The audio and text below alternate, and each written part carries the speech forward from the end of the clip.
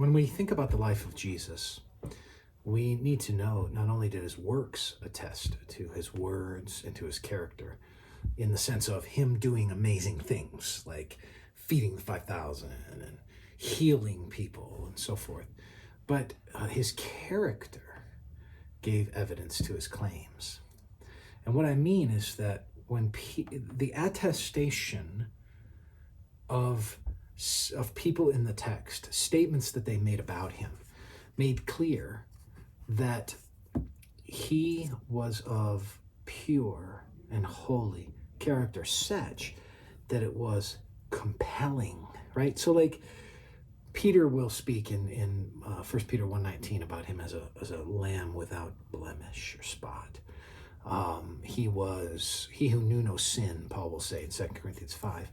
But when we go back to the gospel narratives, we see, and I just want to give you a couple because they're all around the event of his death, right? So in Luke 23:4, and I'm not going to read you these verses, you can look them up, but in Luke 23:4, you'll notice that Pilate said that he found no guilt in this man, right? He found no guilt in him, despite the accusations of the Jews.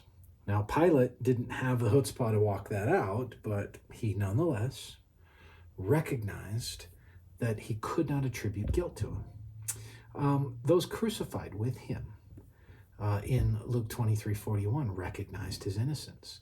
And probably most significantly in terms of like the what looked like the life change is the centurion exclaimed the innocence of Jesus. He proclaimed it when he observes him in his death on the cross. He looks and sees that this man was innocent.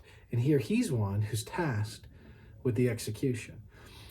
I highlight those things for you this morning because the impact of the purity of Christ is an important part of his life, because it's not just the wonder of the works that he does in their majesty, but it's the purity of his character that speaks to his claims. When he claims deity in John 8, when he speaks of his proximity to the Father, when he is receiving worship, right?